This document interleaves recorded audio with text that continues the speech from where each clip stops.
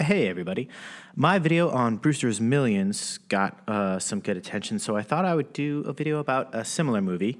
This is from 1983, so 2 years prior to Brewster's Millions, and it's called Trading Places. Now, if you have ever seen Trading Places, you're almost guaranteed to be a fan of the movie. But for those of you that don't know, I'll give a brief synopsis and kind of share a few scenes and the reason why it was so good.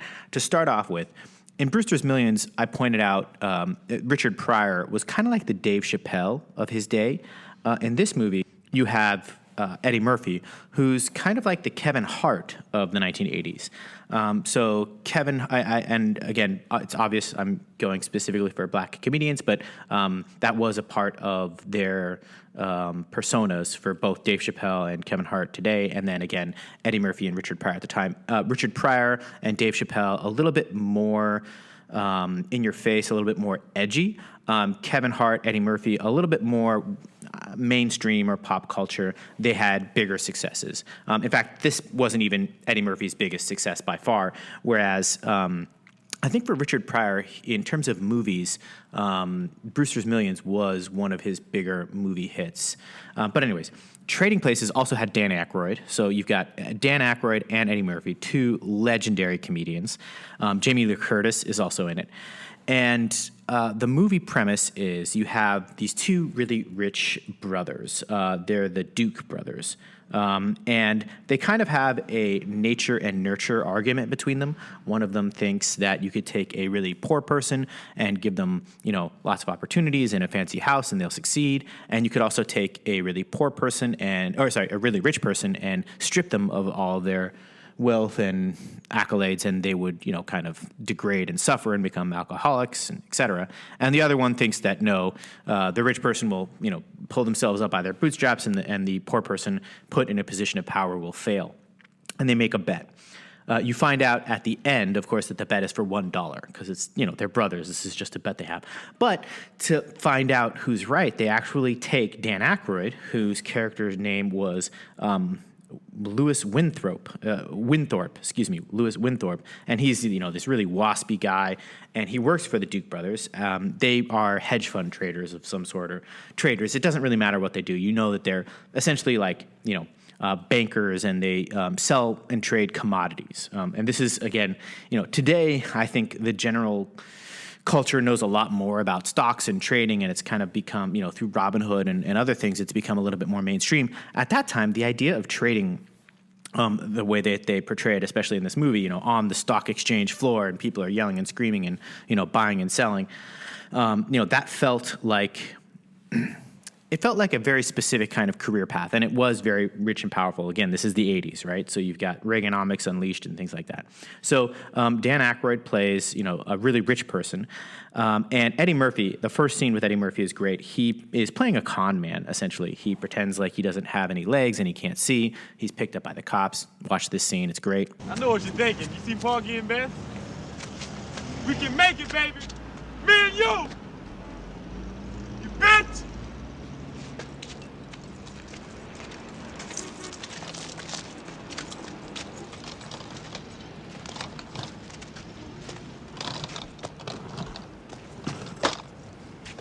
Who's that? What you want? Police. We've had some complaints about con men pretending to be blind and crippled. Oh, I'd love to help you, man, but I ain't seen nothing since I stepped on that landmine in Viet Cong back in '72. It was rough, very painful. You were in Nam? So were we. Where? I was in Sang Bang, Dangang. I was all over that place, basically. A lot of places. What unit were you in? I was with the Green Beret, Special Unit Battalion's Commando Airborne Tactics, Specialist Tactics Unit Battalion. Yeah, it was real hush-hush. I was Agent Orange, that was my name, Agent Orange, Special Agent Orange, that was me. Airborne, huh?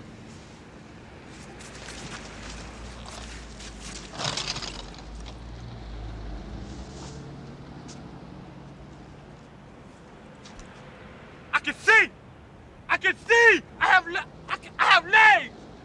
Oh, shit, look at this! Man, I can walk! Jesus! Praise Jesus! I appreciate this. Oh, this is beautiful. I can't believe... Thank you. I just don't know what to do. And the Duke brothers decide that they're going to, fire Dan Aykroyd, Winthorpe, and he's also going to get arrested. I forget exactly what they get him arrested for. His fiancée leaves him. Penelope, again, a really waspy type character, and so his life is ruined. He has to find an apartment in the slums, and he starts drinking and has a rough time. Here's an example of him having a rough time. I'm sorry, Mr. Winthorpe, but the IRS has frozen your accounts. What are you talking about? You know me. You're a heroin dealer, Mr. Winthorpe. It wasn't heroin, it was angel dust, PCP, and I never even had my hands on it. Regardless, it's not the kind of business we want here at First National. May I see your credit cards, please?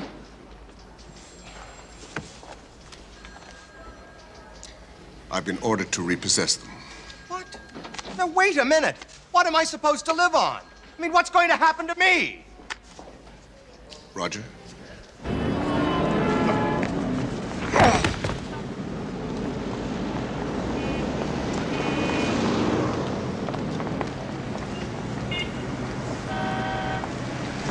Why is someone deliberately trying to ruin my life?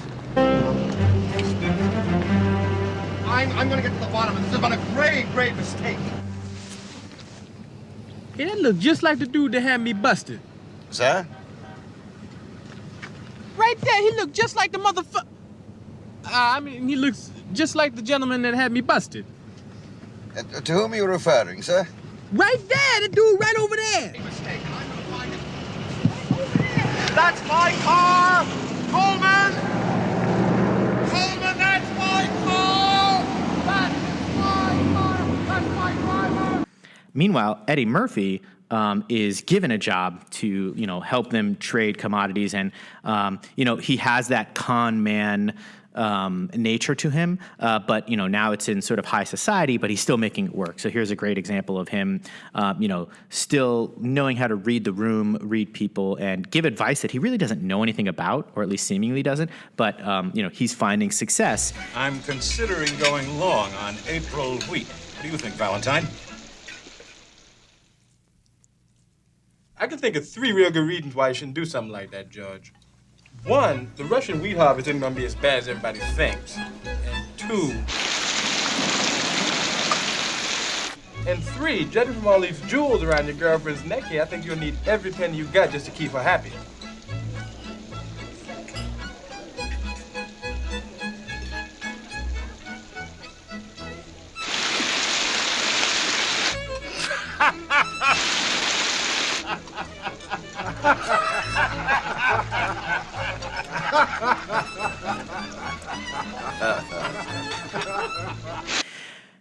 Eventually, Dan Aykroyd, of course, confronts Billy Ray Valentine, that's Eddie Murphy's character, and they realize what's going on.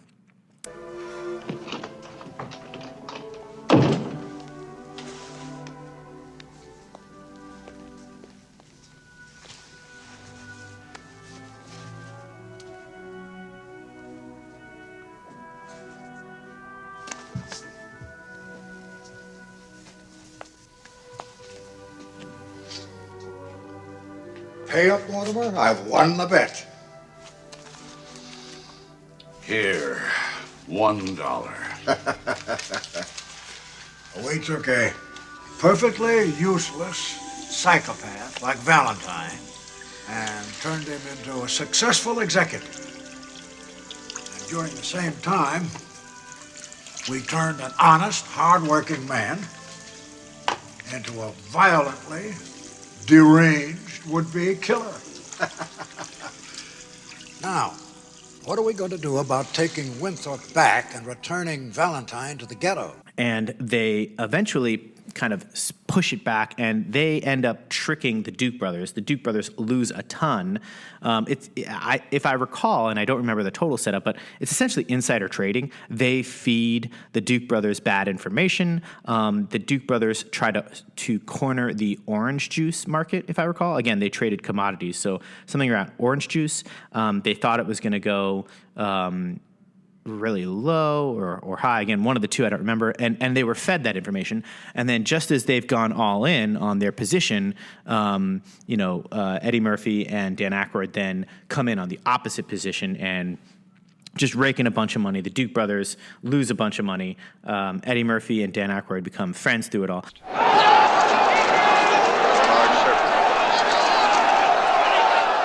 can expect orange juice prices to fall pretty dramatically.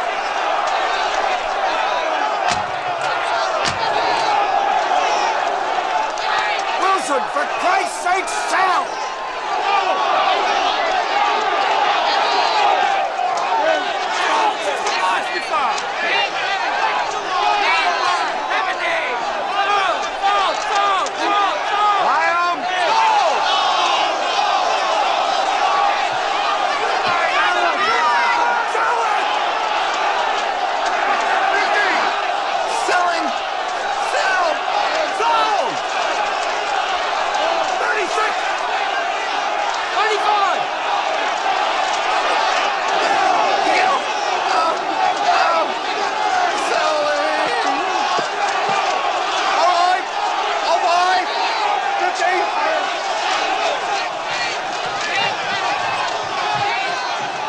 Where you going? Oh, you idiot! Get back in there at once and sell! But I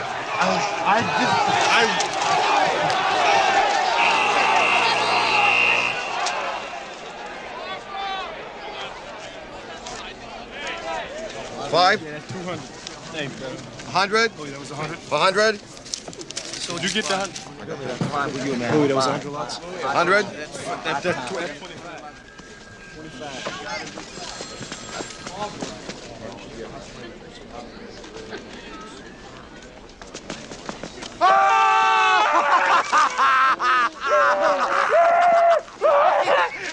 Happy New Year!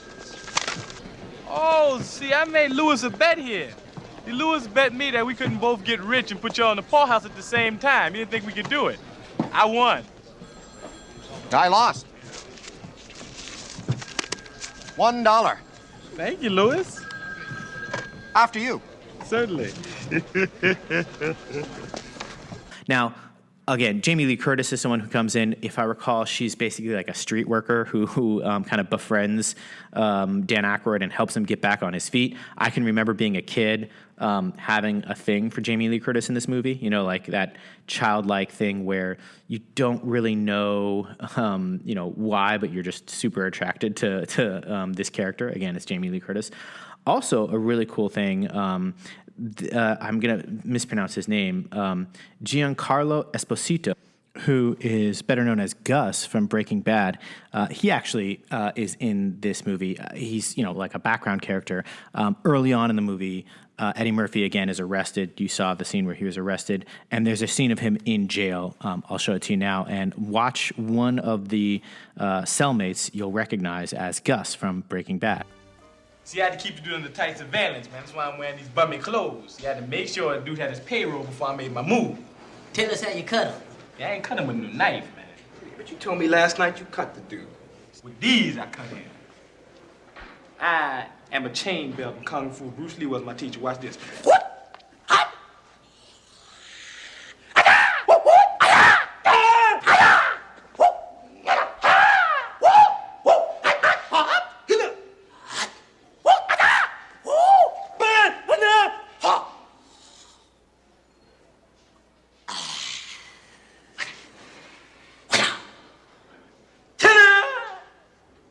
Called the quarter blood technique. You do that, a quarter blood will drop out of a person's body.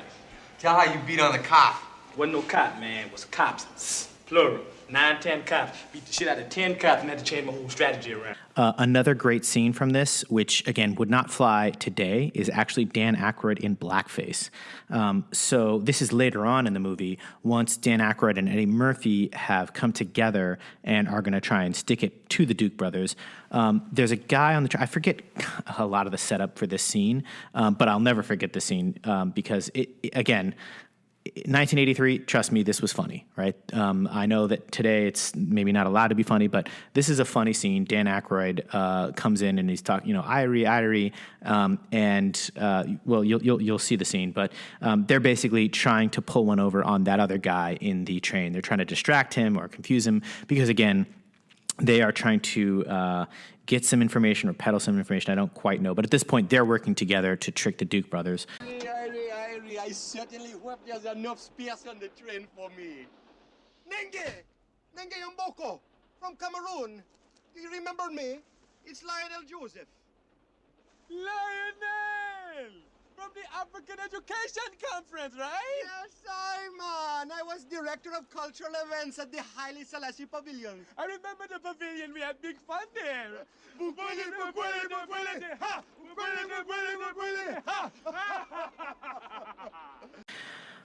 There are lots of funny moments in this movie. And again, I wanted to do it both because I think it is in the same spirit as Brewster's Millions, which again came out maybe 2 years later. I do think that there is a fair comparison between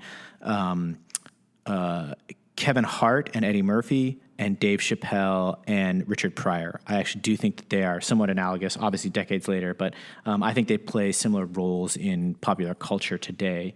One other movie that I'll point out is maybe kind of related was a movie that came out in 1991, still when people thought it was the 80s, it's 91, called Life Stinks with Mel Brooks.